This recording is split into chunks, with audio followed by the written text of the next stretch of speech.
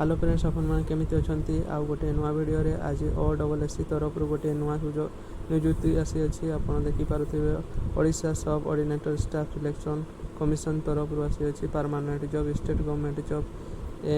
MPSW तरफ multipurpose health worker online आप apply करि परिबे all Odisha candidate only female candidate apply करि परिबे देखि पारुथिबे 30 मे 2023 लास्ट डेट अच्छी आपण मैंने देखिपे OSSC MPSW post recruitment 2023 selection criteria आपण कौन क्वालिफिकेशन रही दरकार +2 एनी आर्ट्स साइंस कॉमर्स थिबा दरकार आपण एज मिनिमम एज 18 वर्ष होइतिबा दरकार मैक्सिमम 32 वर्ष होइतिबा दरकार OBC पिलांको पाई 3 इयर्स रिलैक्सेशन अच्छे ST SC 5 इयर्स रिलैक्सेशन अच्छे एक्स सर्विस 5 इयर रिलैक्सेशन अच्छे आप मैंने देखिपे सैलरी आप मैंने देखिपे 21,000 ରୁ 29,000 पर मंथ आपन सैलरी रहिबो रिटन एग्जाम आउ डॉक्यूमेंट वेरिफिकेशन अच्छे रिटन एग्जाम सरिले आप डॉक्यूमेंट वेरिफिकेशन करि परिबे एप्लिकेशन फी कौन फी लागिबो नाही आपन फ्री रे अप्लाई करि परिबे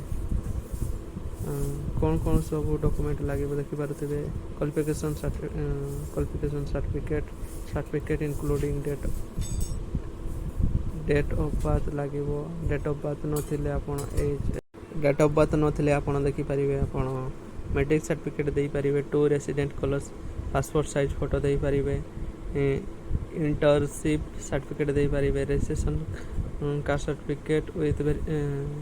वैलिडेशन थिबा दरकार caste certificate if any experience certificate दे परिबे आपण OBC MPSW post recruitment 2023 important date application start date हो 1 मे 2023 और लास्ट डेट हो 30 मे 2023 एडमिट कार्ड अवेलेबल सुन इंटरव्यू अवेलेबल सुन आपण को अप्लाई कर सारा पर आपण को एडमिट कार्ड आउ इंटरव्यू लगी डाकिबे तापर देखि पारथबे आउ किछि ने आउ गोटे वीडियो रे आपण अप्लाई पाई देखि आपण like subscribe and bell icon